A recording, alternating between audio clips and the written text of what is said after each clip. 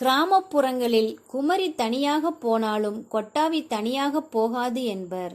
ஆம், தொற்று வினையான கொட்டாவியை பற்றிய கருத்துக்களைத்தான் இப்போது நான் உங்களிடம் பகிரப் போகின்றேன். கொட்டாவி விடும்போது தன்னியல்பாக வாயை பெரிதாக திறந்து மூச்சு காற்றை வாய் வழியாகவும் மூக்கு வழியாகவும் உள் இழுப்பதும் அதே நேரத்தில் செவிப்பறை விரிவடைந்து நுரையீரலில் இருந்து பெருமூச்சாக காற்றை வாய் வழியாக வெளிவிடுவதுமான செயலை குறிக்கிறது. இப்படி கொட்டாவி விடுவதால் நுரையீரலில் உள்ள நுண்ணறைகள் சுருங்கிவிடாமல் தவிர்க்கப்படுகின்றன. புத்துணர்ச்சியான காற்று உள் இழுக்கப்படுவதால் மூளை குளிர்வடைகிறது. பொதுவாக நமது உடலுக்கு தேவையான ஆக்சிஜன் கிடைக்காத போதுதான் கொட்டாவி வருகிறது என்றே பலரும் கூறுகிறார்கள். இத்தகவல் அறிவியல் பூர்வமாக இன்னும் முழுமை பெறவில்லை.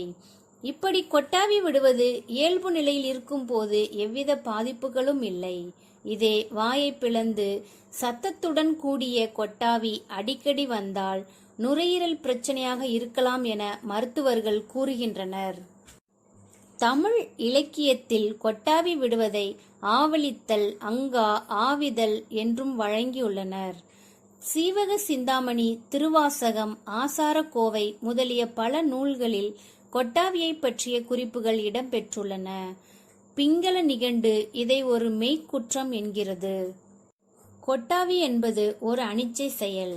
அதப்படி கொட்டாவியை அனிச்சை செயல் என்று சொல்ல முடியும் என்று கேட்கலாம். ஆராய்ச்சியில் கருவில் வளரும் 11 வார சிசு கூட கொட்டாவி விடுகிறது என்று சொல்லப்படுகிறதே. மனிதர்கள் மட்டுமல்ல, பூனை, நாய், மீன்கள் போன்ற அனைத்துமே கொட்டாவி விடுகின்றன.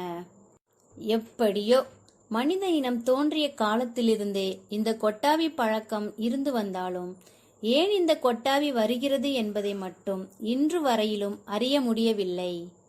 சரி, அடிக்கடி வரும் கொட்டாவியை கட்டுப்படுத்த என்ன செய்யலாம்? தனிமையில் இருப்பதை தவிர்த்து எப்போதும் ஏதாவது ஒரு வேலையில் ஈடுபட்டிருந்தால் கொட்டாவி வருவதை தவிர்க்கலாம். அளவுக்கதிகமான உடல் சோர்வும் கொட்டாவிக்கான காரணங்களுள் ஒன்று என்பதால் அதனை தவிர்க்க தண்ணீர் அதிகம் அருந்தலாம். ஆக்சிஜன் உடலில் குறைந்தாலும் கொட்டாவி வரும் என்பதால் அவ்வப்போது மூச்சை நன்கு உள் இழுத்து வெளிவிட வேண்டும். அளவுக்கதிகமான வேலைப்பளு மற்றும் குறைவான தூக்கம் இருந்தாலும் கொட்டாவி வரும் என்பதால் போதிய நேரம் தூங்கி எழுவதோடு உடற்பயிற்சியையும் செய்யலாம்.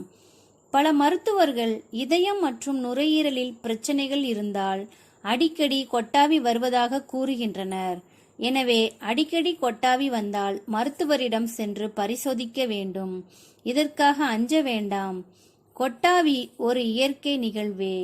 ஆனால் மேற்கூறிய சில ஆலோசனைகளை பின்பற்றி வந்தால் அடிக்கடி கொட்டாவி வருவதை தவிர்க்கலாம்.